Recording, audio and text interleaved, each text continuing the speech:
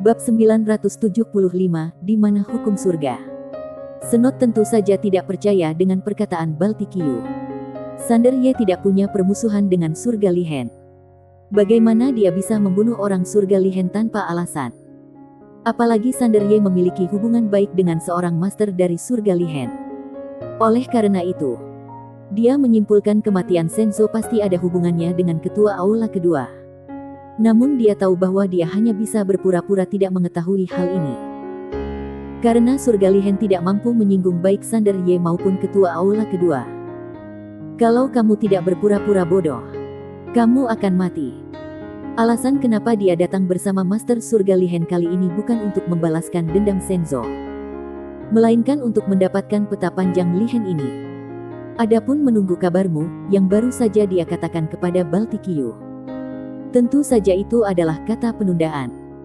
Anda tidak menoleh dan melihat lebih dalam ke kedalaman langit berbintang, lalu berputar dan pergi bersama semua orang.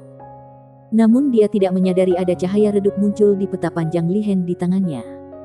Namun menghilang dalam sekejap. Senot yang sedang marah tidak menyadarinya. Setelah menyaksikan Senot dan yang lainnya pergi, Baltikiyu tersenyum, lalu berbalik dan pergi. Dengan gerakan ini, dia sudah melintasi galaksi dan alam semesta yang tak terhitung jumlahnya. Tidak lama kemudian, dia sampai di sebuah galaksi. Di galaksi ini, terdapat sungai waktu. Sungai waktu ini membentang di seluruh bidang bintang tanpa terlihat ujungnya. Di bawah kilauan bintang yang tak terhitung jumlahnya di sekitarnya. Seluruh sungai waktu sangat mempesona dan sangat indah. Di dasar sungai waktu ini ada seorang perempuan tergeletak di sana. Perempuan itu mengenakan baju berwarna lavender. Tangannya terlipat di dada. Matanya tertutup. Dan tidak ada nafas. Ada banyak master di sekitar sungai waktu ini. Semua orang menonton. Inilah dunia wanita cantik waktu yang terkenal. Tidak ada yang tahu kapan sungai waktu ini muncul di sini. Dan tidak ada yang tahu siapa wanita cantik di dasar sungai waktu itu. Ada juga orang yang mencoba masuk ke sungai waktu. Namun hampir tidak ada satupun yang masuk ke dalamnya yang keluar hidup-hidup. Meski begitu, masih banyak orang yang tidak percaya dan ingin memasukinya untuk melihat apakah mereka mendapat kesempatan untuk mewarisinya. Oleh karena itu, Master akan masuk setiap tahun. Pada saat ini, seorang pemuda tiba-tiba datang ke langit berbintang ini. Pemuda itu mengenakan pakaian yang sangat kaya dan mewah. Alisnya tidak menutupi kenakalannya. Di belakangnya, ada dua lelaki tua yang mengikutinya. Kedua lelaki tua ini sama-sama berada di Kaitao. Kedua lelaki tua itu tampak serius dan memandang sekeliling dari waktu ke waktu. Sangat waspada. Pemuda kaya memandang sungai waktu di kejauhan dan tersenyum. Dunia wanita cantik waktu ini sungguh menakjubkan. Di belakang pemuda itu, salah satu lelaki tua berkata dengan ekspresi serius. Tempat ini cukup aneh. Tuan muda, kita cukup lihat saja. Pemuda itu menatap wanita di sungai waktu dan berkata sambil tersenyum. Kalau tebakanku benar, wanita ini pasti bos yang tiada taranya. Dia pasti sedang mencari jenius tiada taraf di sini. Bukankah dia sedang menungguku? Di belakang pemuda kaya, kedua lelaki tua itu saling berpandangan. Keduanya setuju. Pemuda kaya tiba-tiba berkata, "Dua tetua yang terhormat, aku ingin masuk dan mencobanya." Mendengar ini, kedua lelaki tua itu langsung ketakutan. Salah satu lelaki tua itu buru-buru berkata, "Tuan muda, tempat ini sangat berbahaya. Kamu tidak boleh memasukinya." Orang tua lainnya juga berkata dengan tergesa-gesa, "Ya, tuan muda, sungai waktu itu sangat aneh. Belum lagi kami. Bahkan beberapa master di ranah Mitao yang memasukinya merasa sulit untuk keluar. Kamu tidak boleh mengambil risiko." Mata pemuda itu tertuju pada sungai waktu di kejauhan. Aku harus mendapat peluang baru. Kalau tidak, aku tidak akan pernah bisa bersaing dengan Suyu Chen dan Sander Ye dalam hidup ini. Di alam semesta saat ini, yang paling jenius di kalangan generasi muda tentu saja adalah Sander Ye dari alam semesta Guanxuan dan Suyu Chen dari Sekte Waktu. Kedua orang ini menjadi idola banyak anak muda saat ini. Ada lagi yang ingin dibujuk oleh kedua lelaki tua itu. Tapi pemuda itu berkata lagi, "Dua tetua. Sekte Taisang selalu setenar sekte waktu.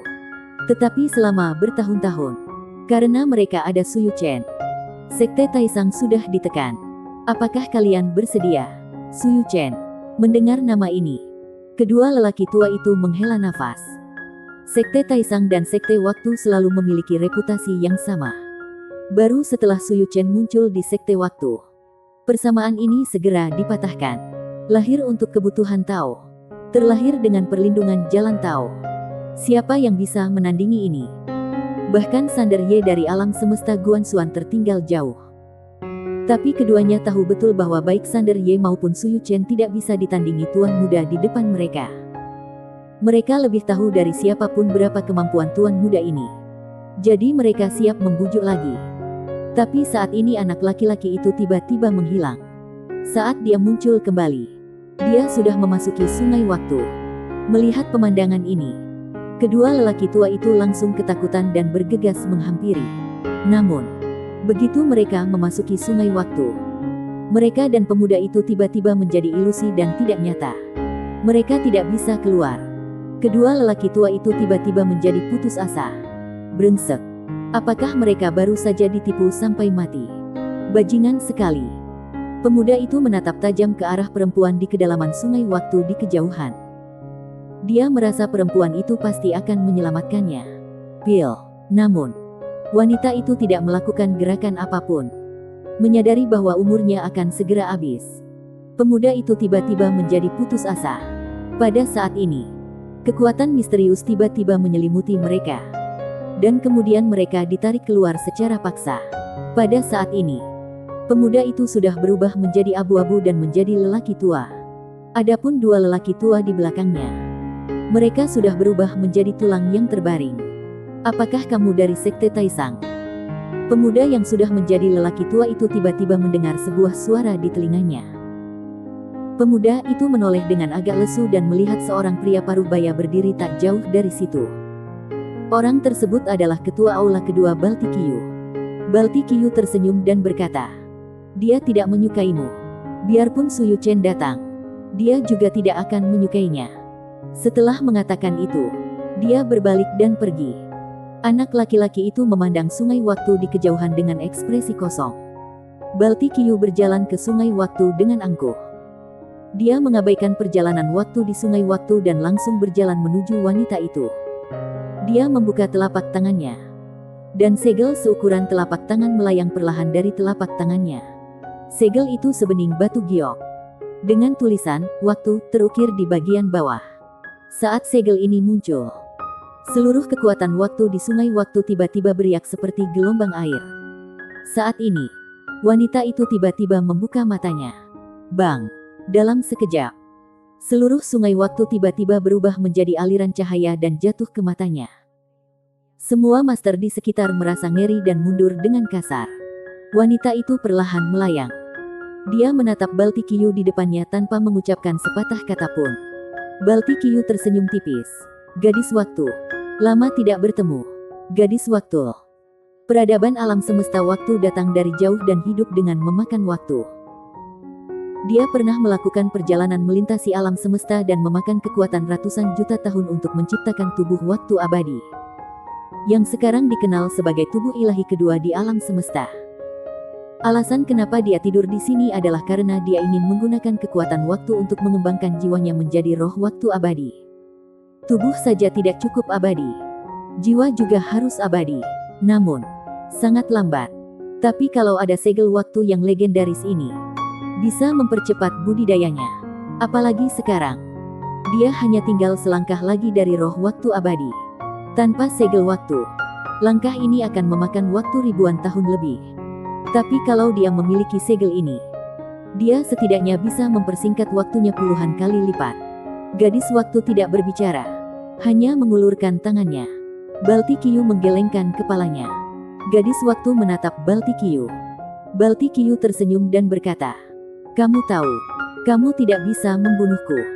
Gadis waktu menatap Balti Qiu dengan saksama.